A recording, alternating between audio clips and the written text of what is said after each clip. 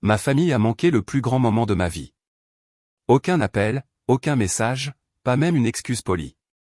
Juste un silence assez fort pour ébranler quelque chose au plus profond de moi. Alors, quand la nouvelle de ma valorisation a éclaté, quand mon nom a commencé à circuler en ligne, je ne m'attendais à rien.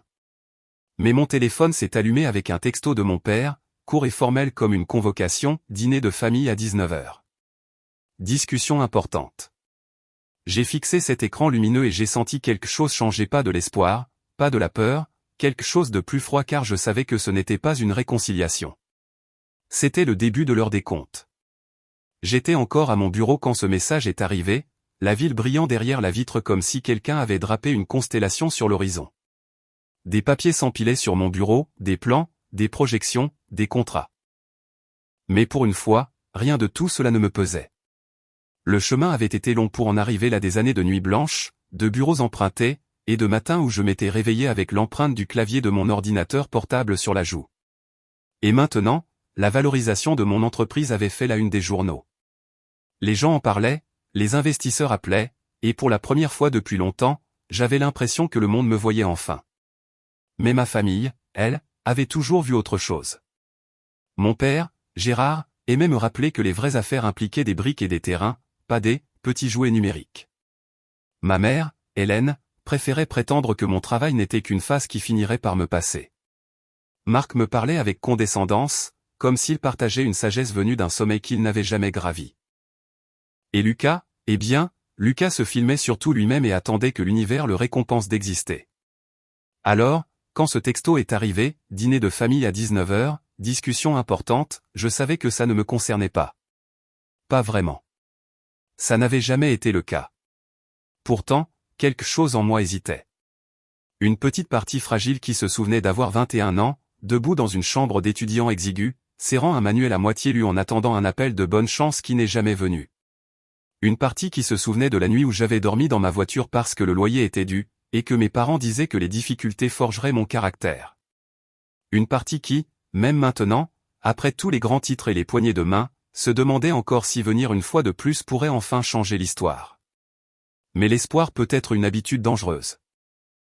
J'ai fermé mon ordinateur portable et j'ai pris ma veste, celle, simple, que je portais aux événements familiaux, car il était plus facile de me fondre dans la masse que de m'expliquer. Le SUV de luxe est resté garé dans le garage, intact. À la place, j'ai pris la vieille berline avec le volant usé et la climatisation récalcitrante, celle que ma famille reconnaissait. Paraître humble les rendait prévisibles. Les gens prévisibles font des erreurs. Sur le trajet vers le cercle privé, les souvenirs ne cessaient de refaire surface. Chacun d'eux était un rappel silencieux de ma place dans cette hiérarchie familiale. Les remises de diplômes manquées, les vacances sans conviction, la façon dont leur attention se tournait toujours vers celui qui brillait le plus pour eux à ce moment-là. Et la façon dont j'avais appris avec le temps à me faire toute petite pour que leur déception ne paraisse pas si grande. Mais ce soir, c'était différent. Ce soir, je n'entrais pas en espérant être vu. J'entrais en sachant exactement ce qu'ils étaient. Le cercle privé se trouvait sur une petite colline en bordure de la ville, illuminé comme s'il essayait trop fort de prouver quelque chose. Je me suis garé derrière une rangée de voitures impeccables, des modèles élégants aux couleurs qui semblaient chères même dans l'obscurité. Ma berline a gémi lorsque j'ai fermé la portière et, pendant un instant, j'ai laissé ma main reposer sur le toit, pour m'ancrer. Cet endroit m'avait toujours semblé être un terrain neutre, mais pas ce soir. Ce soir, c'était comme une scène construite pour une performance dont je connaissais déjà le scénario. À l'intérieur, le sol en marbre répercutait chaque pas. L'air sentait le produit à polir aux agrumes et le vieil argent, une odeur que je reconnaissais des événements de mon enfance où j'avais rôdé en marge de conversations auxquelles je n'étais pas convié. Un jeune voiturier m'a fait un signe de tête, puis a jeté un coup d'œil par-dessus mon épaule comme s'il s'attendait à voir apparaître quelqu'un de plus important. J'ai continué à marcher. En approchant de la salle à manger privée, j'ai entendu leur voix avant de voir leur visage. Des rires qui fusaient trop vite, trop répétés, le genre qui comble le silence plutôt que la joie. Quand j'ai ouvert la porte, ils ont tous levé les yeux en même temps, surpris en pleine représentation. Mon père s'est levé le premier, le sourire trop large, les bras ouverts comme si je revenais tout juste de la guerre. Rose, enfin. Ma mère a suivi, m'embrassant sur la joue et reculant immédiatement avec un froncement de sourcils. Tu as l'air fatigué. Est-ce que tu manges assez? Marc a souri en coin depuis son siège, faisant tournoyer un verre de vin, et Lucas a à peine levé les yeux de son téléphone. Je me suis assise, une chaise me séparant des autres, comme s'il l'avait prévu. Peut-être que c'était le cas. La conversation a commencé par les banalités familiales habituelles, minces, superficielles, si polies que j'avais l'impression d'être poignardé avec un couteau à beurre. Ils m'ont posé des questions sur ma petite entreprise, mon emploi du temps chargé, le tout sur des tons qui laissaient entendre qu'ils me traitaient avec indulgence. J'ai hoché la tête, répondu poliment, les laissant jouer la version d'eux-mêmes qui, selon eux, m'adoucirait. Puis Marc s'est penché en arrière, les yeux plissés. Alors, ton nom a fait la une aujourd'hui, a-t-il dit. Sa voix portait une pointe d'admiration, mais surtout de calcul. Mon père a renchéri. Oui, ça a pas mal attiré l'attention. Ça doit être excitant, a-t-il dit. Excitant de la même manière que quelqu'un d'autre dirait inopportun. Et c'est là que s'est arrivé le subtil changement dans l'air, le moment où la performance a vacillé. Ma mère a échangé un regard avec Gérard, et Victor s'est raclé la gorge comme il le faisait avant de se lancer dans un argumentaire. Je l'ai senti instantanément, se serrant sous les côtes, l'instinct affiné par des années à tomber dans des pièges dont je ne savais pas qu'ils en étaient jusqu'à ce qu'ils se referment. Mon père s'est penché en avant, les doigts joints. En fait, nous voulions discuter de quelque chose d'important avec toi ce soir, Rose. Voilà. La vraie raison pour laquelle j'avais été convoqué, le début de l'effondrement. Mon père n'a pas perdu de temps. Au moment où ces mots ont quitté sa bouche, quelque chose d'important, la pièce a changé. La chaleur s'est retirée des lumières, les bavardages ont cessé, et tous les visages se sont tournés vers moi avec la même faim silencieuse. J'avais déjà vu ce regard, pas sur ma famille, mais sur des investisseurs qui venaient pour prendre, pas pour construire. Victor s'est raclé la gorge comme s'il commençait un séminaire. Comme tu le sais, a-t-il commencé, lissant le devant de sa veste, le groupe de motel a traversé quelques difficultés. Sa voix enveloppait le mot « difficulté » de soi, comme si le dire plus joliment pouvait le rendre moins catastrophique. Gérard est intervenu avant que je puisse répondre. Nous sommes sur le point de faire quelque chose de grand, a-t-il dit.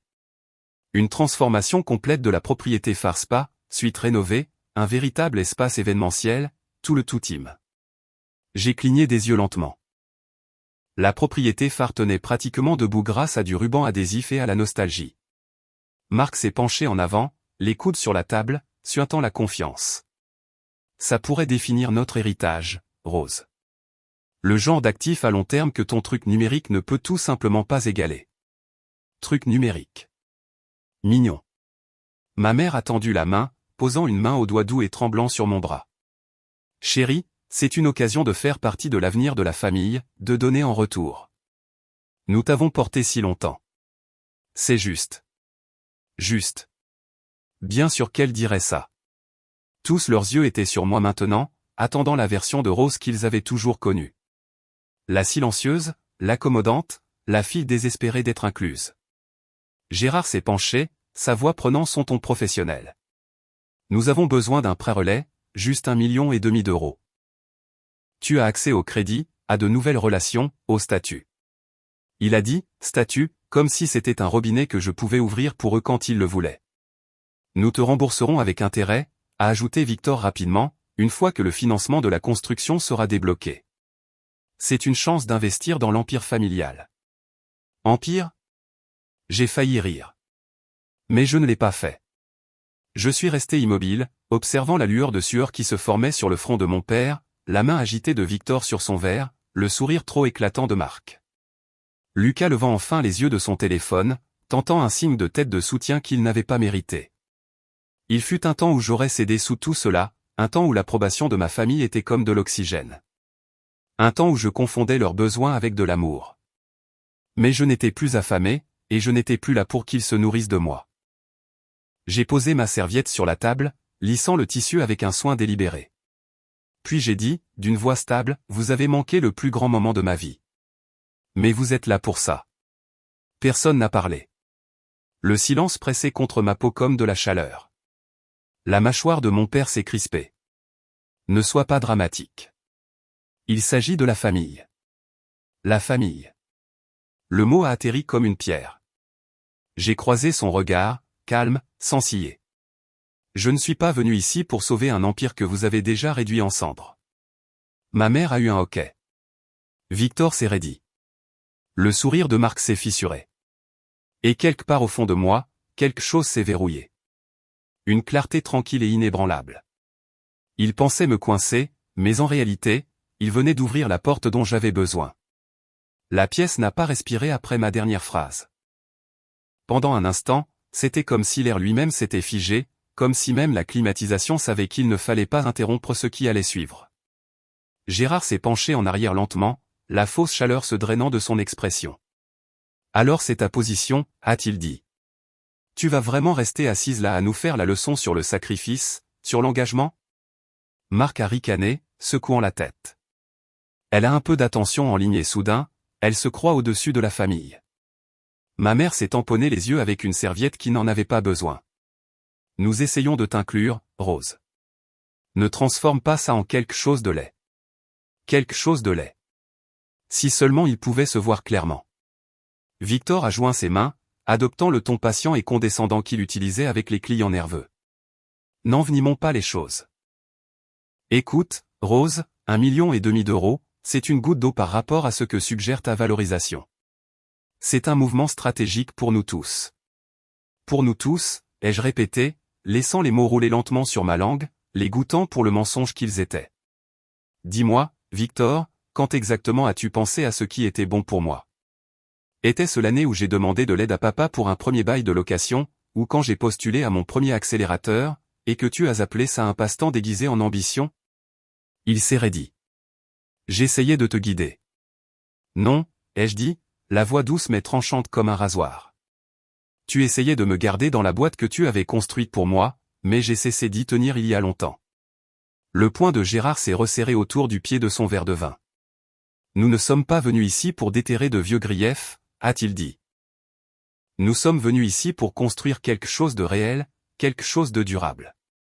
Quelque chose de durable, ai-je fait l'écho, comme les toits des motels qui continuent de fuir, ou le système de chauffage en panne de la propriété du centre-ville, ou les factures d'entretien qui s'accumulaient que vous n'avez pas payées depuis des mois. Le silence a fendu la pièce. Le visage de ma mère est devenu pâle. Marc s'est redressé sur sa chaise. Les yeux de Victor se sont plissés. Gérard a cligné des yeux. Comment saurais-tu, j'ai terminé pour lui. Je suis attentive. Je l'ai toujours été. C'est juste que vous n'avez jamais fait attention à moi. Lucas, étonnamment silencieux jusqu'à présent, a finalement posé son téléphone. Rose, qu'est-ce que tu dis? Je l'ai regardé, puis je les ai tous regardés. Que vous ne cherchez pas un investisseur, vous cherchez une bouée de sauvetage. Le masque poli de Victor a glissé. C'est une insinuation scandaleuse. J'ai pris mon sac, calme et méthodique, comme quelqu'un dévoilant une vérité longuement répétée. Je suis venu ce soir parce que je voulais entendre l'histoire que vous alliez raconter. Et vous ne m'avez pas déçu. Même scénario, même culpabilité, même sentiment que tout vous est dû. Marc s'est penché en avant. Arrête d'être dramatique. Si papa dit que les propriétés vont bien, elles vont bien. Vraiment, ai-je demandé. J'ai posé un dossier sur la table simple, sans marque, lourd. Je suis venu avec la seule chose à laquelle vous ne vous attendiez jamais, ai-je dit doucement. La vérité. Les yeux de Gérard se sont plissés. Qu'est-ce que c'est que ça? Mais avant que je puisse répondre, la porte s'est ouverte. Ava est entrée. Elle se déplaçait toujours avec une précision tranquille, blazer repassé, posture droite, des yeux qui ne manquaient rien. Mais ce soir, il y avait quelque chose de plus tranchant dans sa présence. Une détermination. Elle a marché directement vers moi, ignorant les visages stupéfaits autour de la table. Tout a été finalisé, a-t-elle dit. Le transfert est terminé. Mon père s'est levé si vite que sa chaise a raclé le sol. Transfert? Le transfert de quoi? Ava a posé une pile de documents devant moi. Je les ai fait glisser vers lui. Votre groupe de motel, ai-je dit. Votre dette, vos paiements en souffrance. Vos obligations immobilières, tout. La voix de Victor s'est brisée. C'est impossible. La banque a vendu la dette, a coupé Ava, d'un ton égal, la semaine dernière. À une entité d'investissement privé. Le visage de Gérard s'est décomposé de confusion. Quelle entité? J'ai croisé son regard. La mienne. La pièce a éclaté non pas par le son, mais par son absence, une implosion. La bouche de mon père s'est ouverte et fermée comme si son cerveau ne pouvait pas former les mots assez vite. Marc a repoussé sa chaise, secouant la tête. Lucas a murmuré quelque chose à voix basse qui ressemblait à une prière ou une malédiction. Ma mère a finalement parlé. Rose, qu'as-tu fait? Ce que vous m'avez forcé à faire, ai-je répondu. Vous vouliez que j'investisse dans un empire, mais il n'y a pas d'empire. Il n'y a que des dettes. Des dettes si profondes qu'aucun prêteur responsable ne vous toucherait. Victor a attrapé un document et l'a parcouru. Son visage s'est vidé de son sang alors que les chiffres le dévisageaient. Des mois de factures impayées, de plaintes d'entrepreneurs, de problèmes de conformité locale, de dossiers d'entretien négligés au point de devenir dangereux. Ça ne peut pas être vrai, a-t-il murmuré. Ce n'est pas. Ce n'est pas récupérable. Si, ça l'est, ai-je corrigé doucement. Juste pas par vous. Gérard a finalement retrouvé sa voix, épaisse de rage. Tu penses que tu peux m'humilier comme ça devant ma famille? Tu penses que parce que tu as gagné un peu d'argent, tu peux jouer à Dieu? Je me suis penché en avant. Je ne joue à rien. Je nettoie ce que vous avez cassé, et j'ai fini de financer l'illusion que vous êtes toujours aux commandes. Marc a explosé. Tu nous as pris par surprise. Tu aurais dû nous le dire. Vous dire quoi, ai-je demandé. Que je n'allais pas vous signer un chèque en blanc? Que je n'allais pas être votre plan de sauvetage en talons? Ma mère a réessayé, les larmes coulant enfin. Rose, s'il te plaît. C'est notre vie, notre maison. Et elle continuera, ai-je dit doucement. Mais pas sous votre direction. Ava a fait glisser une autre enveloppe sur la table. Mon offre de rachat. 200 000 €, net, arrondi, assez pour qu'il recommence à zéro. Plus que ce que valait le capital. Plus que ce qu'il méritait. Gérard l'a regardé comme si c'était un piège. Je ne prendrai pas ton argent de pitié. Ce n'est pas de la pitié, ai-je dit. C'est une indemnité de départ. Il a frappé la table de sa main. Tu n'es plus ma fille. Pour la première fois de ma vie, ces mots ne m'ont pas blessé. Ils ont sonné comme une libération. Je me suis levé, lissant ma veste. Tu as raison, ai-je dit. Je ne suis pas la fille que tu voulais. Je suis la fille que tu as créée. Marc a exigé des explications. Victor a marmonné à propos de poursuites judiciaires. Lucas a juré doucement sous son souffle. Mais mon père, lui, fixait juste les documents, son monde se rétrécissant alors qu'il réalisait que ce n'était pas une négociation. J'ai reculé, laissant le bruit tourbillonner autour de moi. Il s'effondrait, s'agrippait, blâmait, criait exactement comme je savais qu'il le ferait. Ava m'a ouvert la porte. Avant de partir, je les ai regardés une dernière fois. Pas avec colère, pas avec triomphe, mais avec certitude. Je ne suis pas venu ici pour sauver votre empire, ai-je dit. Je suis venu pour mettre fin à mon rôle dans celui-ci. Et puis je suis sorti dans l'air frais de la nuit, laissant leur chaos derrière moi. L'air de la nuit m'a frappé comme un bouton de réinitialisation. Frais, constant, honnête. Derrière moi, le chaos étouffé continuait, des voix se chevauchant dans la panique et le blâme. Mais ici, tout semblait calme, propre, réel. Ava marchait à côté de moi vers le parking, ses talons claquant un rythme calme et régulier sur le trottoir. « Tu es sûr que ça va » a-t-elle demandé. Sa voix n'était pas inquiète, juste présente. Solide, ai-je hoché la tête. Pour la première fois depuis des années, la réponse n'était pas une performance. Je vais plus que bien, ai-je dit. J'ai enfin arrêté d'espérer qu'ils deviendraient les personnes qu'ils n'ont jamais été. Ma vieille berline était dans le coin du parking, mais ce soir, je n'avais pas besoin du déguisement. Ava m'a tendu les clés de mon SUV élégant, sombre, le mien. Tu n'as plus besoin de te cacher, a-t-elle dit. J'ai déverrouillé la portière, et quelque chose de lourd a glissé de mes épaules, un mélange d'attente, de culpabilité et d'habitude qui m'avait pesé pendant une décennie. Je me suis assise au volant, savourant le silence. Pas d'appel manqué, pas d'exigence, pas de marchandage teinté de culpabilité. Mon téléphone a vibré une fois, le numéro de ma mère. Je l'ai regardé s'allumer, scintiller, puis s'éteindre. Je n'ai pas répondu, je n'ai même pas hésité. Je l'ai bloqué, laissant le numéro disparaître de la même manière que leur version de moi venait de le faire. Alors que je m'engageais sur la route principale, la ville s'étendait devant moi, les lumières clignotant comme de minuscules invitations à une vie que je ne m'étais pas autorisé à imaginer. Pas une vie construite autour du sauvetage de personnes qui n'avaient jamais eu l'intention d'être là pour moi.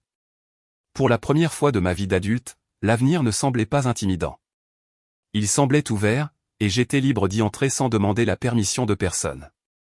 Ils m'ont toujours dit que la famille, c'était pour toujours. Mais parfois, pour toujours, est juste la durée pendant laquelle vous permettez aux gens de vous faire du mal. En quittant ce cercle privé, j'ai réalisé quelque chose de simple et de tranchant, l'amour ne se mesure pas par le sang. Il se mesure à la façon dont les gens sont là pour vous. Et les miens n'étaient là que lorsqu'ils sentaient une opportunité. Alors, si vous avez déjà dû vous choisir vous-même plutôt que des gens qui ne cessaient de prendre, sachez ceci, vous n'êtes pas égoïste, vous survivez. Si cette histoire a touché quelque chose en vous, dites-moi d'où vous regardez.